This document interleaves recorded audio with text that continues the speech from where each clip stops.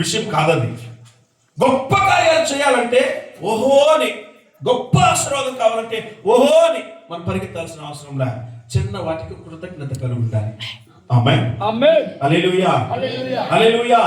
అయ్యా నేను ఇంటర్ దాకా చదువుతా, ఇంటర్ నేను పాస్ అవ్వాలంటే 10th పాస్ అయిన దానికి దేవుడు కృతజ్ఞతలు చెప్పు.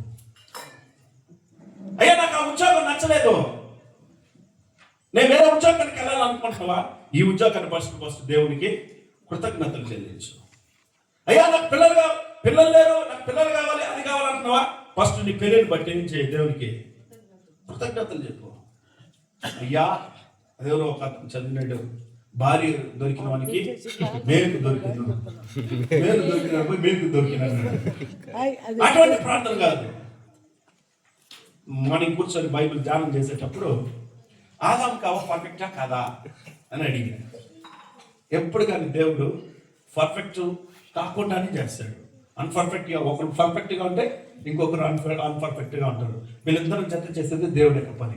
ఆమేన్, ఆమేన్, హల్లెలూయా, హల్లెలూయా. మనం అంటాం భూమి ఆకాశం అంటాం, అది రెండు ఎప్పుడు కలవదు. కలిసిందా? అది రెండు పర్ఫెక్టా కాదు, కానీ అది రెండు పర్ఫెక్టే. అందుకే భూమి ఆకాశములను ఆయన కలుగు చేస్తున్నాను ఉంటుంది. హల్లెలూయా, హల్లెలూయా, హల్లెలూయా, హల్లెలూయా. ఇంకొక విషయం ఏంటో తెలిసినా, నా కళ్ళ ముందర జరిగినటువంటి విషయం, ఒక అతను ఒక అమ్మాయిని పెళ్లి చేసుకున్నాడు. ఆ అమ్మాయి వాళ్ళ అవ్వ తల్లి అనుకుంటాను, ఆ ముసలావిడ అనింది, వీళ్ళిద్దరూ చిలక గోరికల్లా ఉన్నారండి. ఈ చిలక గోరికలు ఎప్పుడు సెట్ కావే, ఎప్పుడు ఎక్కడైనా చిలక గోరికలు కలిసి తిరిగింది ఆడని చూసినారు మీరు, యాడ చూస్తున్నారు అట్లా అవనింది. ఏం పెడతానిందో నాకైతే తెలియదు, కానీ వాళ్ళు ఒకే ఒక నెల 2 నెలలు పడిపోయినారు. అదేం జరిగిందో మనకైతే తెలియదని మనం చెప్పకూడదు. మళ్ళీ కలుసుకున్నారు, మధ్యస్థాయి వ్యవహారం పెట్టి కలిపేసినారు, అది వేరే విషయం. సరే ఓకే, నేనేమంటున్నానంటే చిన్న విషయాలలో ఎప్పుడైతే నువ్వు కృతజ్ఞత కలిగి ఉంటున్నావో అప్పుడు దేవుడు గొప్ప కార్యాలు చేస్తా ఉంటున్నాడు.